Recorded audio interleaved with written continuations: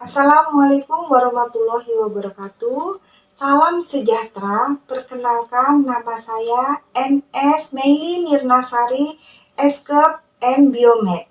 Saya salah satu dosen di Stikes Hang Tua Tanjung Pinang, yaitu Prodi D3 Keperawatan. Saya join di Stikes Hang Tua Tanjung Pinang dari tahun 2010. Di PDD UKTP di pengajaran saya akan membawakan topik pertemuan ke-12, yaitu asuhan keperawatan pada pasien hipertensi, yang merupakan mata kuliah asuhan keperawatan penyakit tropis dan degeneratif, di mana dengan bobot 3 SKS merupakan mata kuliah wajib di ilmu keperawatan Stikes Hang Tua Tanjung Pinang. Mata kuliah ini akan diadakan 16 kali pertemuan. 14 kali pertemuan membahas tentang teori-teori konsep asuhan keperawatan penyakit tropis dan degeneratif, dan pertemuan ke-8 kita akan mengadakan UTS, dan pertemuan ke-16 kita akan mengadakan UAS. Adapun deskriptif mata kuliah asuhan keperawatan tropis dan degeneratif adalah mata kuliah ini membahas tentang penyakit tropis dan degeneratif pada kasus terkini dengan menggunakan pendekatan proses keperawatan yang memperhatikan aspek legal etis serta memberikan pengalaman secara nyata kepada mahasiswa dalam mengaplikasikan penata laksanakan asuhan keperawatan penyakit tropis dan degeneratif baik pada masyarakat sehat maupun pada masyarakat sakit. Adapun CPL pada mata kuliah asuhan keperawatan tropis dan degeneratif ini ada 4 capaian pembelajaran lulusan. Ada CPL 1, 2, 3, dan 4. Untuk CPL 1, mampu menunjukkan sikap bertakwa kepada Tuhan Yang Maha Esa dan bangga sebagai bangsa Indonesia yang menjunjung nilai kemanusiaan, etik, hukum, moral, budaya dalam memberi asuhan keperawatan. Untuk CPL 2, mampu memahami ilmu keperawatan untuk melakukan asuhan keperawatan secara profesional dengan menggunakan pendekatan proses keperawatan. Yang CPL 3, mampu melakukan komunikasi terapeutik dan menguasai keterampilan dasar keperawatan untuk melakukan asuhan keperawatan kepada klien melalui kerja tim. CPL 4, mampu memberikan pendidikan kesehatan dalam asuhan keperawatan dengan mengembangkan keterampilan komunikasi dan memanfaatkan informasi ilmiah. Adapun capaian pembelajaran mata kuliah ini, mahasiswa mampu menjelaskan dan memahami konsep dasar penyakit tropis dan degeneratif. Mahasiswa mampu mengetahui dan memahami pendekatan keperawatan penyakit tropis dan degeneratif. Mahasiswa mampu melakukan simulasi pendidikan kesehatan dengan memanfaatkan IT. Dan terakhir, mahasiswa mampu mengaplikasikan pendidikan kesehatan kepada individu, keluarga, dan masyarakat, baik sehat maupun sakit. Metode pembelajaran, kita memakai ceramah, diskusi, PJBL, Project Based Learning, dan sistem pembelajarannya dengan asinkronus dan sinkronus. Asinkronus kita memakai Google Classroom dan tugas individu. Sinkronus kita melalui tatap muka langsung dan tatap muka maya melalui Zoom Meeting.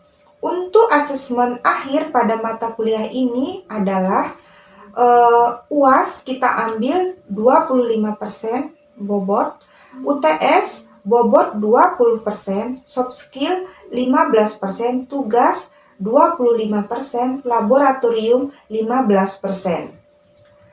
Pada pengajaran ini saya akan menyampaikan topik pertemuan ke-12 tentang asuhan keperawatan pada pasien hipertensi, di mana pada topik ini kita akan membahas konsep dasar teori, konsep dasar keperawatan, penata laksanaan dan pencegahan pasien hipertensi. Mari kita saksikan pengajaran saya melalui Zoom meeting. Saya akhiri. Assalamualaikum warahmatullahi wabarakatuh.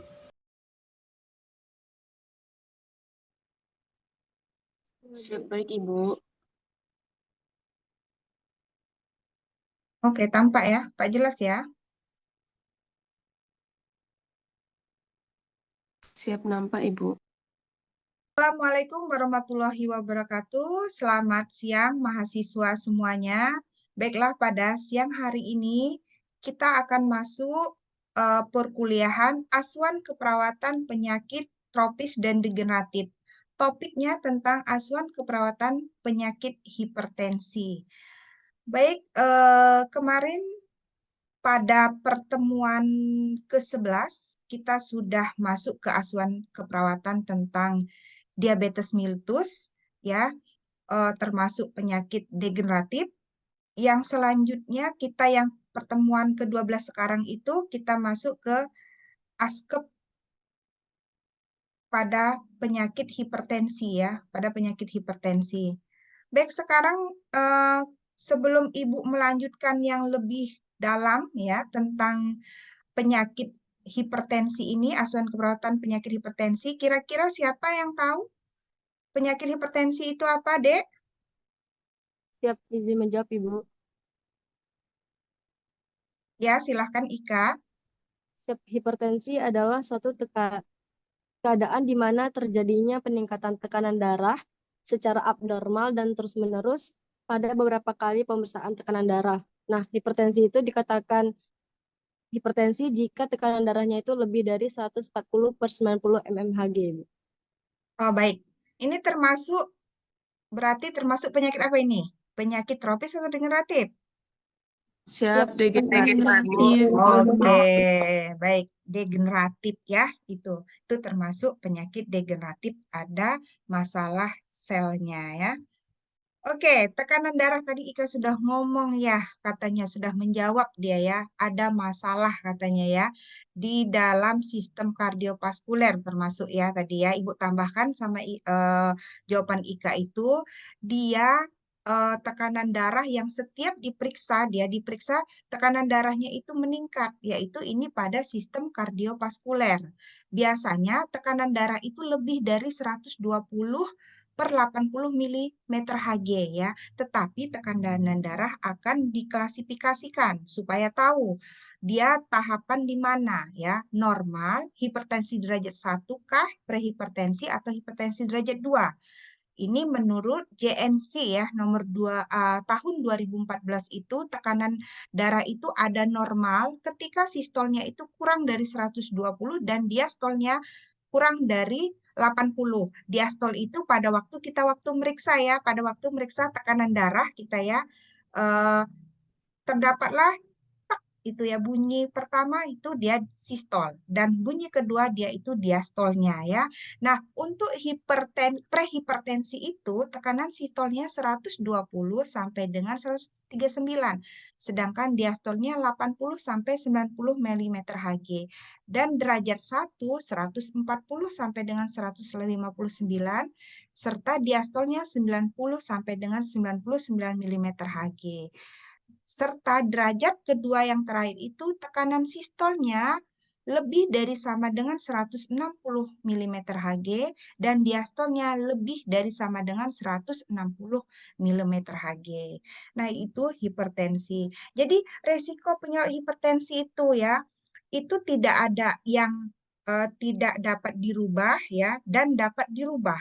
Kalau seandainya tidak dapat dirubah itu ras. Ras itu seperti apa? Seperti kulit ya, seperti kulit ras itu. Sudah itu riwayat keluarga. Riwayat keluarga itu merupakan berarti Siap, genetik, Ibu. genetik. Sesudah itu jenis kelamin nggak bisa dirubah kan itu. Ya, semuanya tidak bisa dirubah.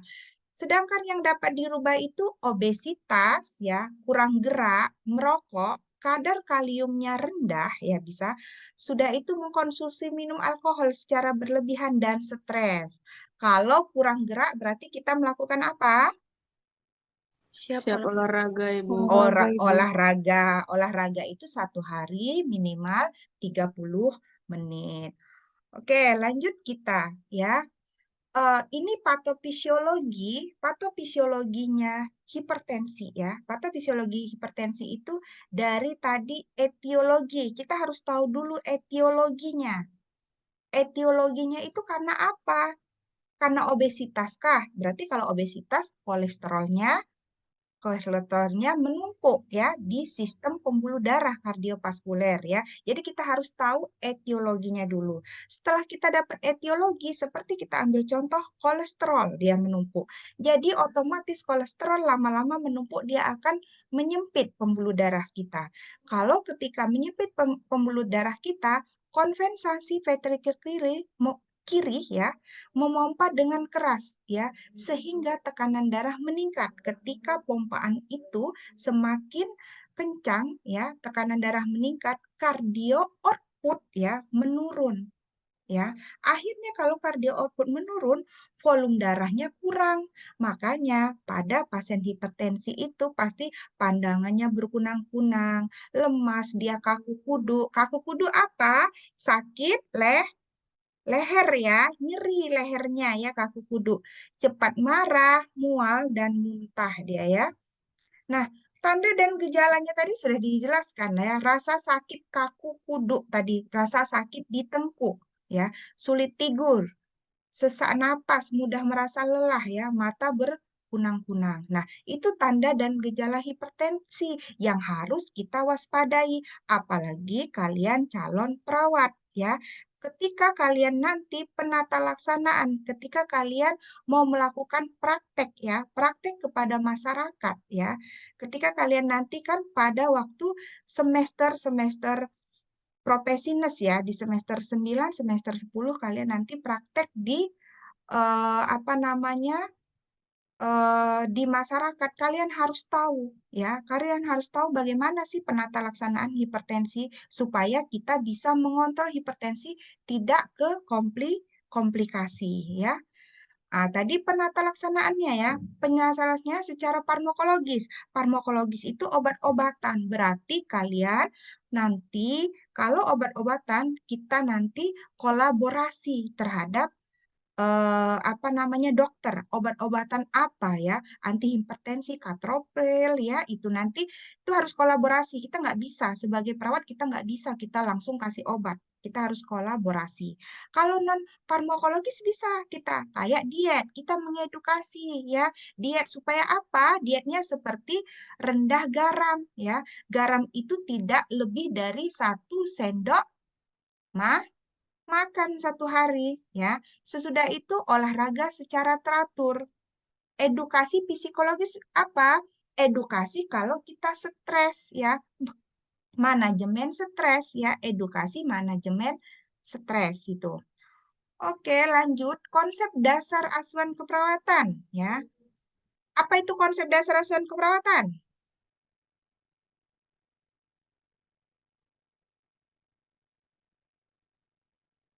Siap, Oke, izin, Ibu. ya, Gri. Konsep dasar yang akan kita lakukan kepada pasien, Ibu. Oke, ya. Seperti apa? Yuk, yang lain. Konsep dasar asuhan keperawatan itu mencangkup apa saja? Oke. Izin, Ibu. Ya, Nanda. Oke. Iya, Nanda. Siap lah, Ibu. Lalu dilanjutkan dengan diagnosa keperawatan. Oke, terus.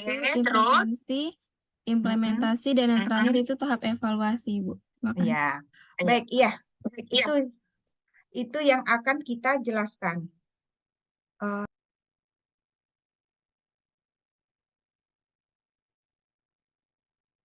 Baik, kita lanjut tentang konsep dasar asuhan keperawatan pada pasien hipertensi. Apa itu konsep dasar asuhan keperawatan?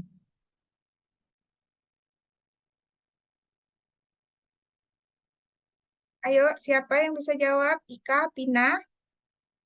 Siap, izin Ibu. Ya. Konsep keperawatan ini tuh kayak bentuk pelayanan kesehatan dari perawatnya untuk memenuhi kebutuhan si pasiennya, Ibu izin.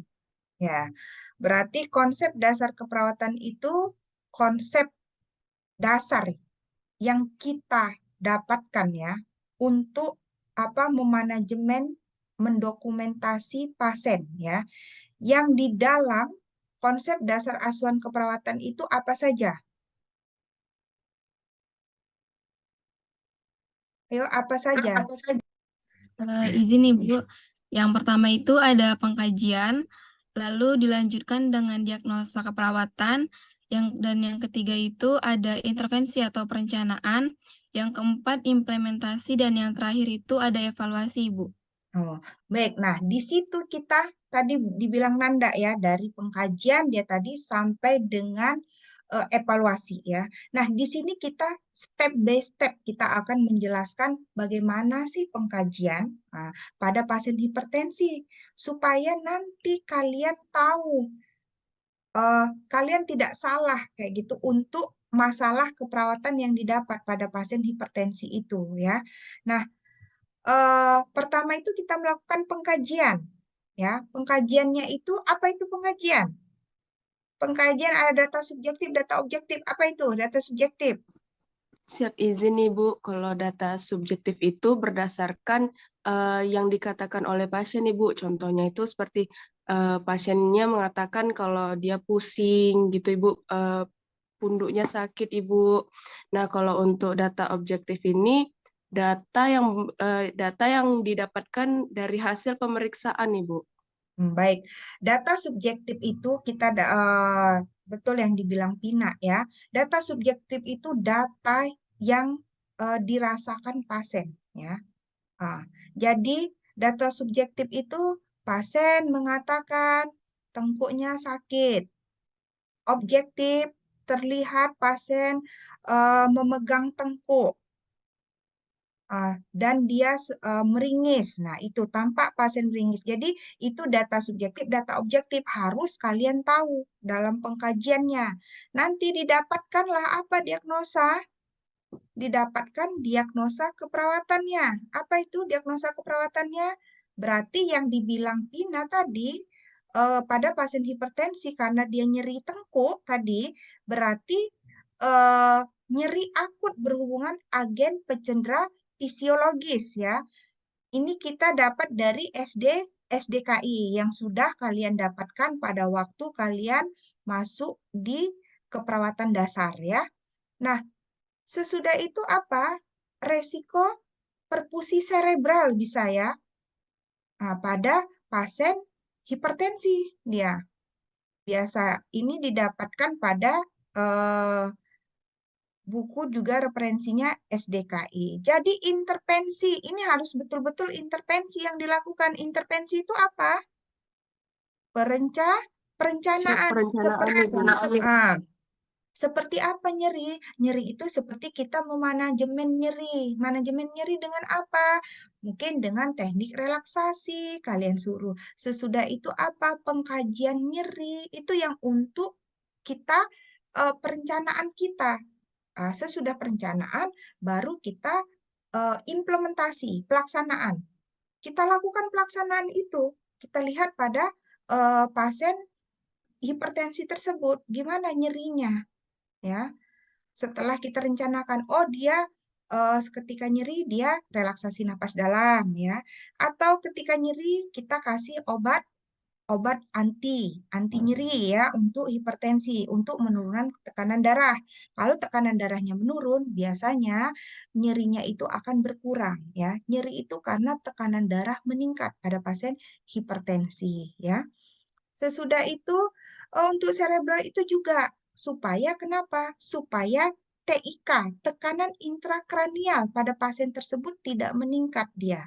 Takut kita kalau di tekanan intrakranialnya meningkat pada pasien hipertensi. Oke. Ini ya, implementasi tadi itu yang berpusat kepada kebutuhan klien yang kita sebutkan. Apa itu pelaksanaan kita? Ya, seperti teknik relaksasi napas dalam tadi. Evaluasi itu kita akan mengevaluasi efektif tidak pemberian relaksasi napas dalam.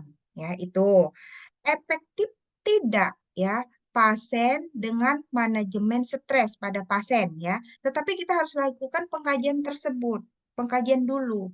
Betul nggak pasiennya ini tekanan darahnya karena dia stres ya, etiologi penyebabnya atau karena dia obesitas. Itu. Oke, lanjut. Nah, jangan lupa ini juga apa namanya hasil penelitian dari riset pengap emas dari Ibu ya dan juga penelitian yang harus kalian juga tahu ya setidaknya dia itu penata laksanaan ya penata laksanaan hipertensi itu pada masyarakat ya pada masyarakat itu dengan cerdik ya cerdik itu apa cek kesehatan secara rutin ya nyahlah asap rokok itu yang harus kita jelaskan. Eh, Cek kesehatan secara rutin apa? Secara rutin. Kalau kita tahu dia tiap bulannya tekanan darah kita meningkat, berarti kita harus cek, harus kontrol supaya tekanan darah itu tidak ke komplikasi, ya bisa mengakibatkan stroke ya. Dan nyala asap rokok ya. Jadi jangan merokok, baik itu pasif maupun perokok aktif. Rajin aktivitas fisik kita rajin melakukan aktivitas fisik olahraga ya.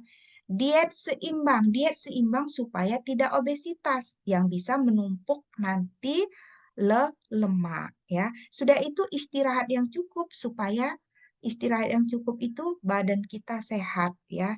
Pas waktu kita ini fit pada waktu kita memang istirahatnya normal. Istirahat yang normal, istirahat yang cukup, tidur orang dewasa yang normal berapa jam satu hari? Siap Siap, Ibu. 8 jam. Iya, itu. Sesudah itu Kak, kelola stres. Jadi kita harus bisa memanajemen stres. Nah, itu yang kita bisa ajari ke masyarakat, ya. Ada yang perlu didiskusikan sampai sini? Siap, mohon izin bertanya, Ibu. Oh, silahkan, Angli. Siap, mohon izin Ibu. Saya ingin bertanya, jadi saya ingin bertanya, apa perbedaan Ibu hipertensi yang menyerang ibu hamil dan hipertensi pada dewasa dan lansia, Ibu? Baik. Oke ya, memang kan kita sering dengar hipertensi ya, eh, pada ibu hamil itu atau hipertensi gestasional ya, dan juga pada orang dewasa. Memang sama-sama tekanan darahnya itu meningkat, sama-sama tekanan darah meningkat ya.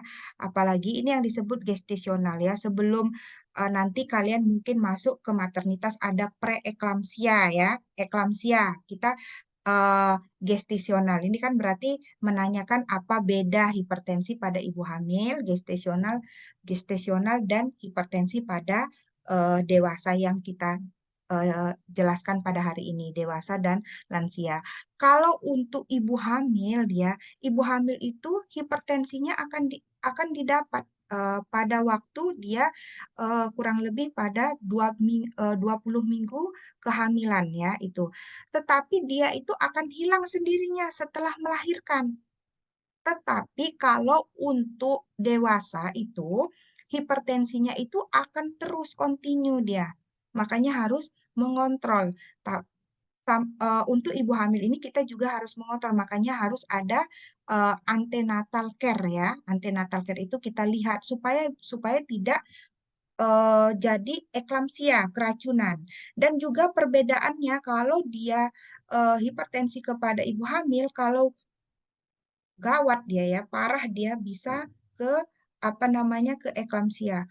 Protein uranianya itu meningkat dia. Itu perbedaannya. Kalau dewasa dia tekanan darahnya itu yang memang terus dia meningkat sampai 6 kali pemeriksaan ya. Pemeriksaan itu meningkat terus. Itu yang disebut apa hipertensi itu perbedaannya. Oke, mungkin sampai sini saja ya. Minggu depan kita akan masuk komplikasi dari hipertensi yaitu tentang asuhan keperawatan stroke ya. Stroke itu merupakan komplikasi dari hipertensi yang tidak terkontrol. Mungkin nanti kalian Ibu kasih tugas, nanti bisa kalian kirim tugasnya di Google Classroom kita ya. coba kalian buat acuan keperawatan ya yang tentang hipertensi ya. Acuan keperawatan tentang hipertensi berdasarkan rujukan dari SDKI ya. Yang ibu tadi kan ada contoh ibu buat ada 3 itu diagnosanya. Itu nggak usah dipakai yang selain dari 3 tersebut apa saja ya. Mungkin itu saja dari ibu. Ibu akhiri. Assalamualaikum warahmatullahi wabarakatuh. Selamat siang. Waalaikumsalam Waalaikumsalam warahmatullahi warahmatullahi wabarakatuh. wabarakatuh. Terima kasih, Bu. Yang Bu, Terima terima kasih, kasih. Bu. Ya, sama-sama.